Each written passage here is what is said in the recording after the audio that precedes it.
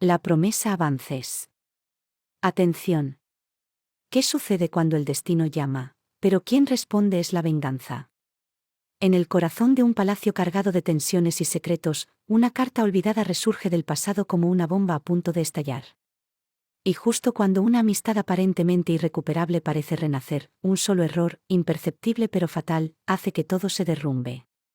Martina, apenas recuperada de un misterioso desmayo, decide enfrentarse a Catalina, pero lo que descubrirá en la sala de contabilidad será mucho más devastador que un simple rechazo. Un cuadro destruido, una verdad enterrada y una promesa que podría convertirse en condena. Pero cuidado, lo que parecía un gesto de paz puede esconder el movimiento más peligroso de todos.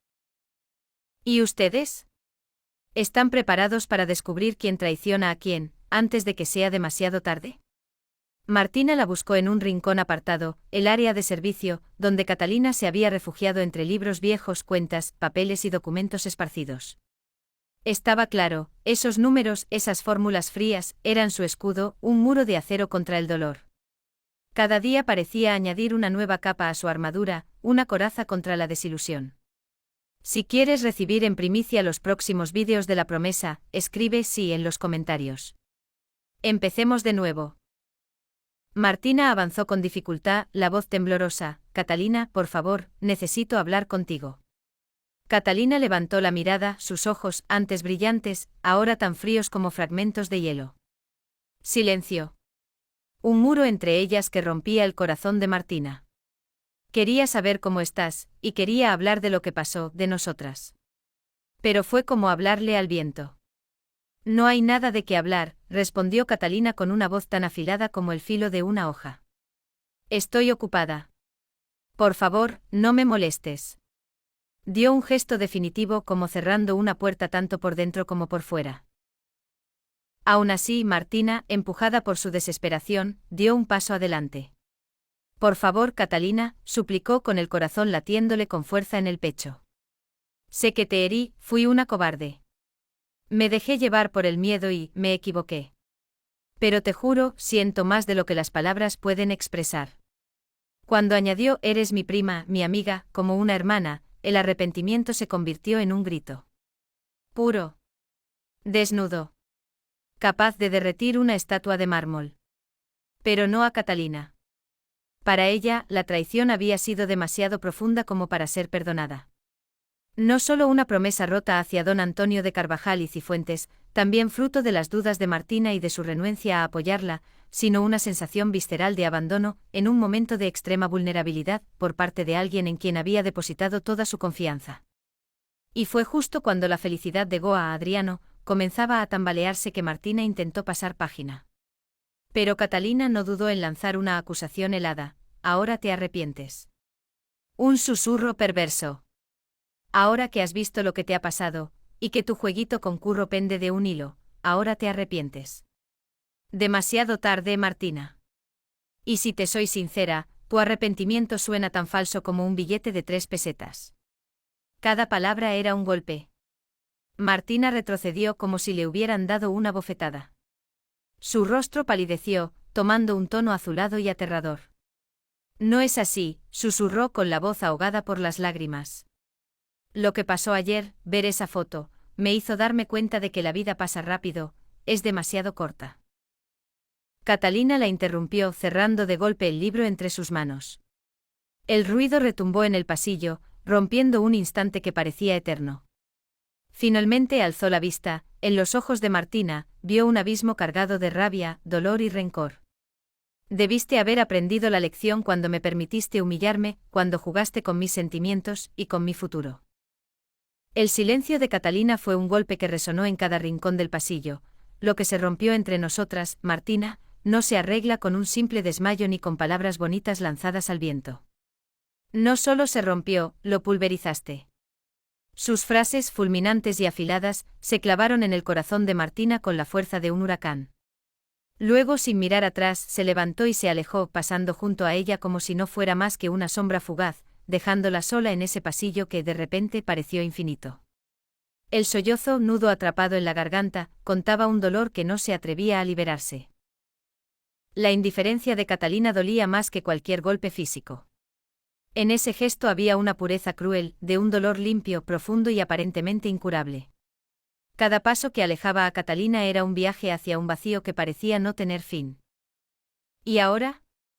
Es realmente imposible preguntarse si el perdón está fuera del alcance de esta relación, o si Martina debería seguir luchando por recuperar un vínculo que alguna vez pareció eterno. La amistad de Catalina, primero prima y luego hermana del alma, se ha convertido en la llave suspendida que podría decidir el destino de todo lo que está por venir. ¿Y ustedes qué dicen, apasionados Luján? ¿Esta historia aún se puede escribir? Háganoslo saber en los comentarios, porque cada sentimiento, cada reacción, podría encender la próxima chispa narrativa.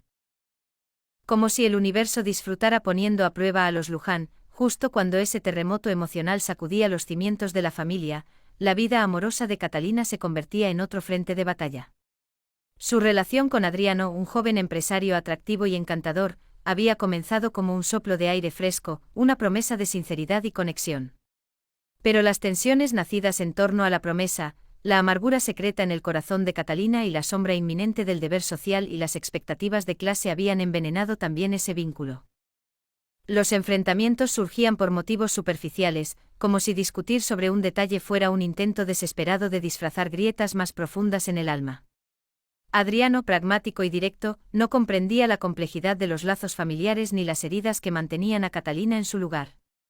La veía cerrada, distante y leía esa actitud como desinterés. «No te entiendo, Catalina», le había dicho la noche anterior, durante una cena tensa.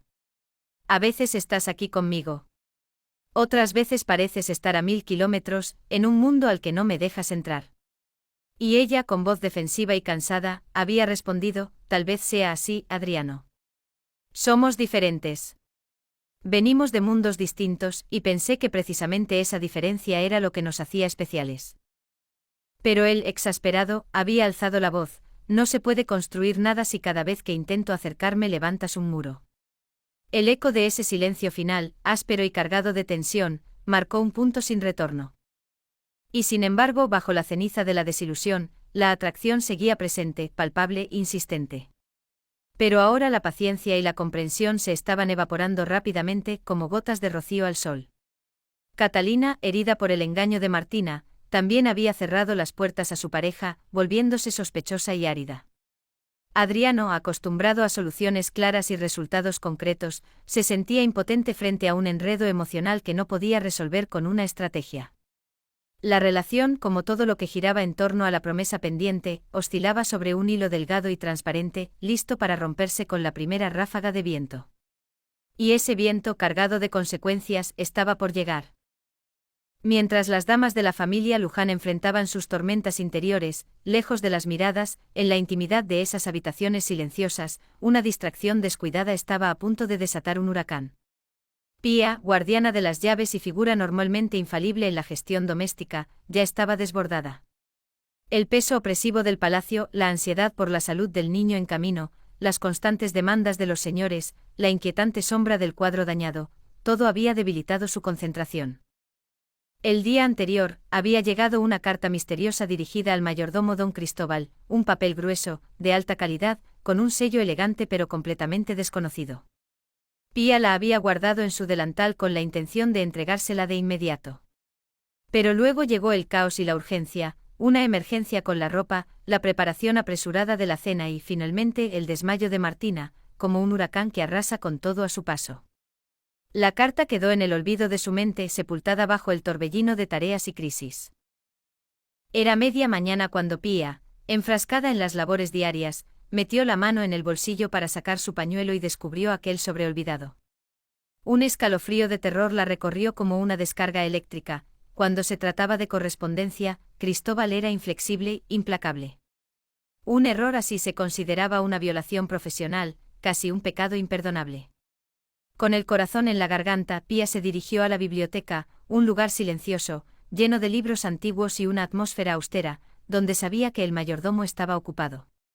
Tocó la puerta con suavidad, temerosa de romper aquella paz. «Adelante», la voz de don Cristóbal la invitó a pasar. Él estaba de espaldas a la puerta, absorto en la lectura de una lista, y su figura, siempre tan compuesta, hoy parecía esculpida en mármol, rígida, desconfiada. «Don Cristóbal», comenzó Pía, con voz apenas audible. Discúlpeme con todo el alboroto de ayer, creo que olvidé entregarle esto. Le tendió el sobre, temblando. Cristóbal se giró lentamente.